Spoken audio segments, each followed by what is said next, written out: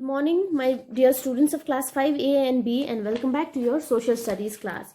So we were doing topic grasslands. Okay, we were doing grasslands. So today we will do the rest of the topics in grasslands. So that day we covered the grasslands of the world, and we are learning about the grasslands, and they are also known as prairies. Okay, and it has different name in different region. We read about that also. So in North America they are called prairies. In Central Eurasia they are referred to as steppes. In America they are called velds, and in Australia they are known as downs, and in South America they are called the pampas. We read about that.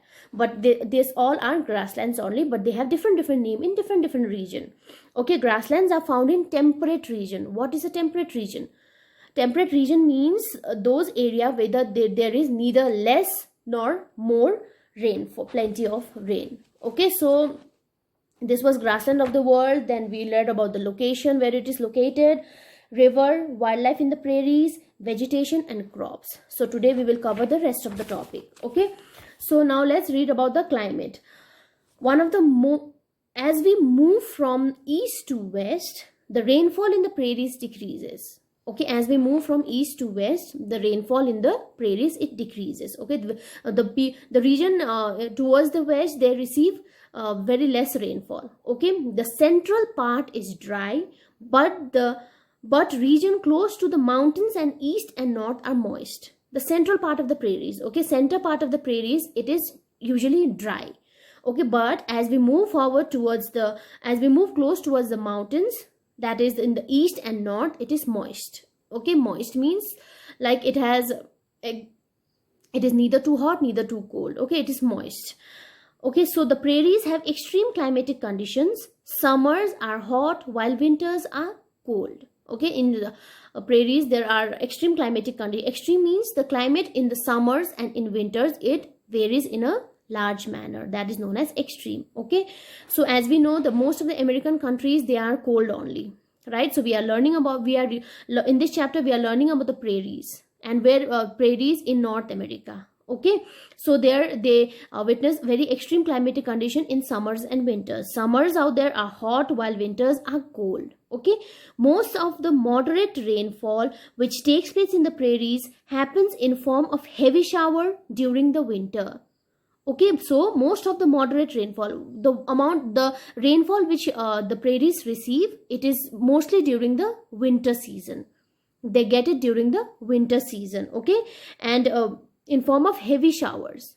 There is quite heavy rainfall during the winter season in prairies. Okay, here we receive rainfall during this rainy season, right? But there they receive rainfall in winter season, which is accompanied by heavy snowfall. And they are saying that with rain they get heavy snowfall also there in prairies. Okay, the amount of rainfall in the year varies from 50 to 70 centimeter. They get around 50 to 70 centimeters of rainfall throughout the year in winter season, which is followed by snowfall also. Okay, so now as we move forward, we will learn about the people. What kind of people they live in prairies. Okay, cattle and cowboy play an important role in prairies. So in the starting of the chapter, there is this story time. I hope you all have read that story time about the cowboy. Okay, cowboy are those who looks after the horses. Okay, large horse, or where the horses are kept, ranches. Okay, so cattle and cowboys plays an important role in prairies. As you know, we are learning about the grassland. There are plenty of grasses.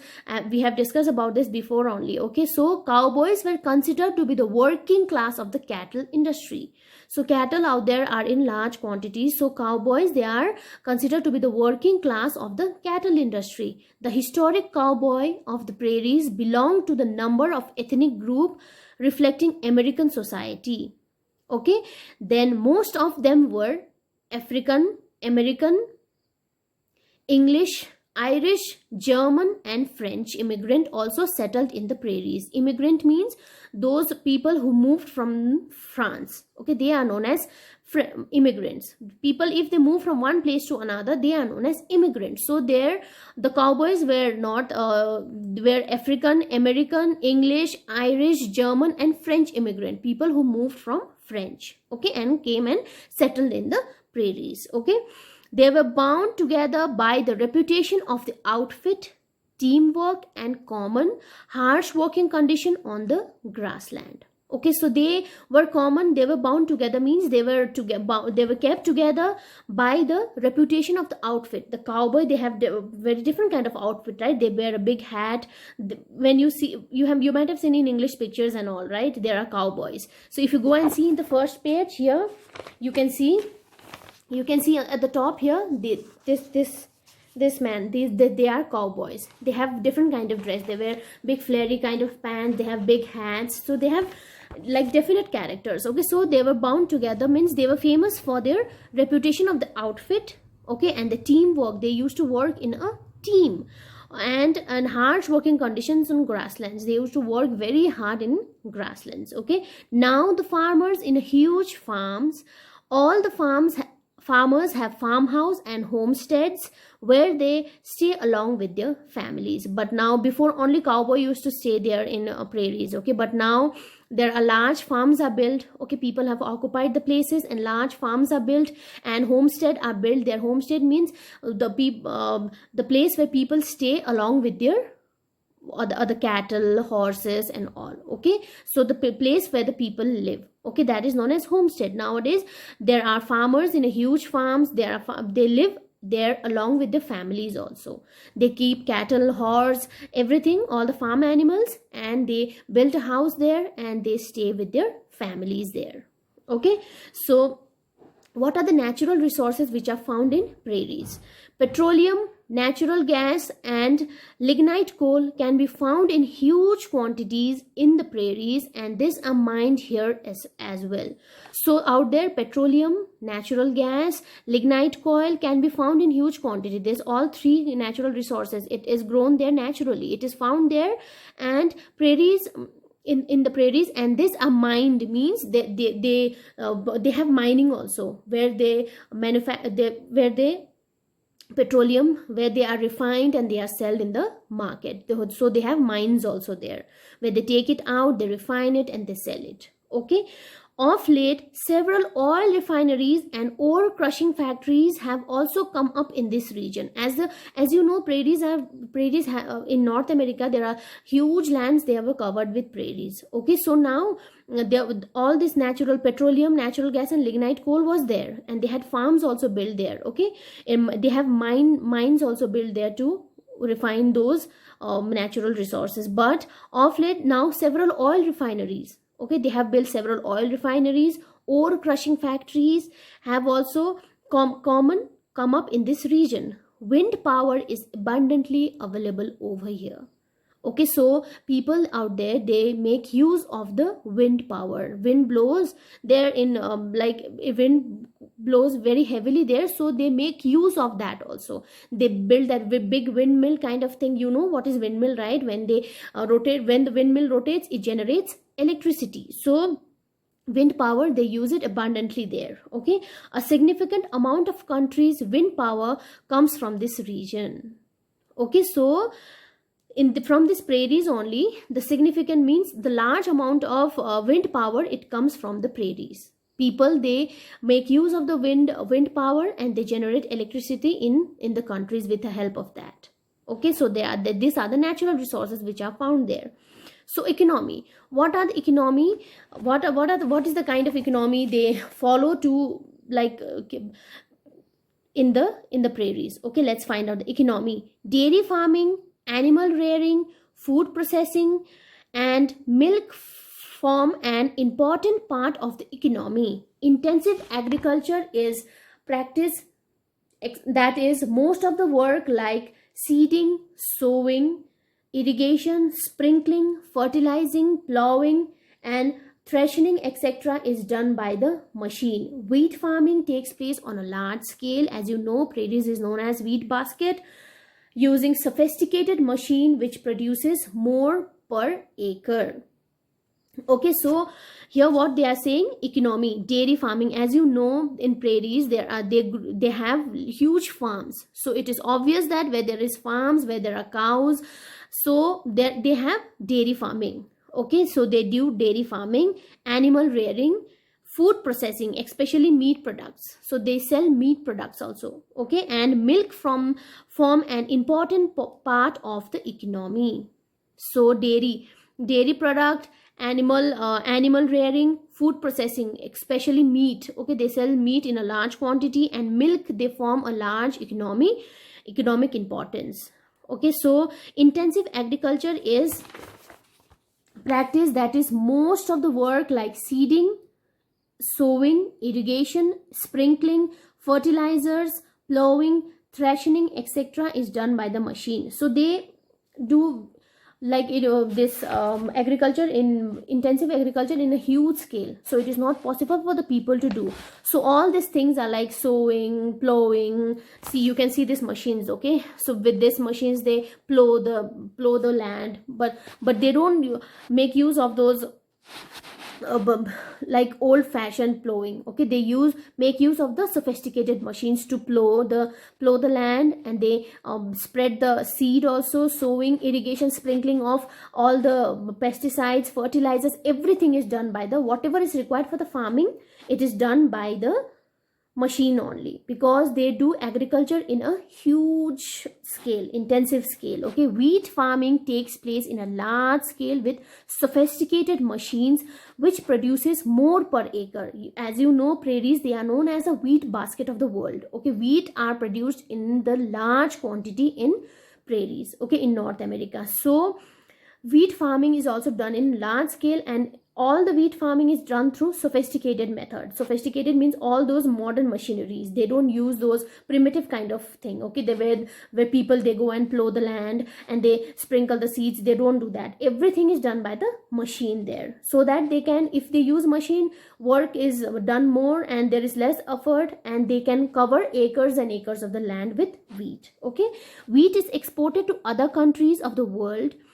Breeding and rearing of the beef cattle is dominant in this region. As you know, farming is done in large scale, so there are rearing means where people, they come and allow the cattle to graze. Everything is done in a large scale there. Sheep ranching is undertaken primarily for the production of wool, and they have sheep, they keep sheep also, so that they can produce wool. Okay, especially in prairies, the farming is done in large scale, whether be it cow, cattle, like sheep, everything is done in large scale there. Okay, the huge grassland help the cattle and the horses in grazing. As you know, the grassland, it covers a huge area, so it helps the, it helps the horses and the cattle to graze, okay, freely there. There are commercial farms called ranches. Then here animals are, ranches means a large farm. What is a ranches? Ranches means a large farm. Okay, there are commercial farms called ranches. They are known as ranches. The farms out there, they are known as ranches. Here animals are reared for the meat, milk and other products. The beef farm over here is exported to the countries in Europe. Chicago is an important center in the context. A lot of these farms also export dairy products. So especially the economy there, it depends upon the farming. Okay, farm, like they have horses, they have sheep, they have cattle, they have beef, and they export meat to the large area, the other countries. And Chicago is one of the important import. Chicago takes meat in large quantity from there, and they have they grow wheat in large quantity, as they are known as wheat basket of the world also. And to grow wheats, they use all sophisticated kind of methods. Okay, so especially economy of that country, it depends upon the farming. They sell the dairy products, they sell meat, they sell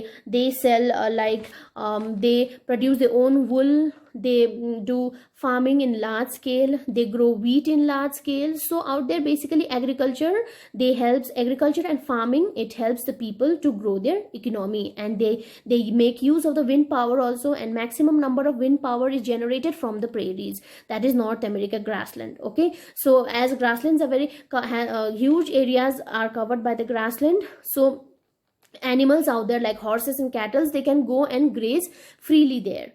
So this is the way how these people out there led their life. Okay, so this is the end of the chapter. We have come to the end of the chapter.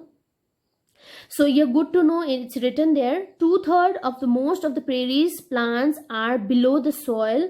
Some roots die each year and decompose, which adds organic matter to the soil, makes it more fertile. So here they are saying that two-thirds of the most prairies plant are below the soil. Most of the plants in prairies, prairies are usually greenery, right? So most of the plants, they are under the soil. It does not come up towards the soil. They grow there and they die there, they decompose there. So that also helps in making the soil in the prairies fertile. That also helps in making the soil fertile by adding organic matter. They decompose there only and makes the soil more fertile for them to do the farming. Okay, so this is the end of the chapter. So now I know what we learned in this chapter. The temperate grasslands are called by different names in different parts of the world. As I told you, the prairies in the North America lies between the Tropic of Cancer and Arctic Circle. Most of the prairies grasslands have been converted to the farmlands that I have explained you. They have converted into the farmland, and lots of farm animals are kept there, where they sell the farm animals, where they sell the dairy products, and they earn the economy for their country. Okay, wheat cultivation, dairy farming, and meat processing are the main occupation of the people. Yes, just now we read in the economy part. So out there, wheat cultivation, they are known as the wheat basket of the world. Dairy farming and meat processing, it is the most important economy, main occupation of the people, which brings revenue for the country. Okay, sophisticated machinery is used to produce more crops in commercial ranches. So land which are used for commercial use, okay, so there the people, they make use of the sophisticated machines so that they can grow crops in large quantity. So this is the end of the chapter. I hope you understood the chapter. Go and find out more about the prairies. Okay, so I will send you all the answers in your WhatsApp group. Okay, all the question answers in your WhatsApp group. So now we will continue with the next chapter in our next video. Till then, stay safe, stay at home, be a good student. See you all in the next class. Have a good day, my dear students.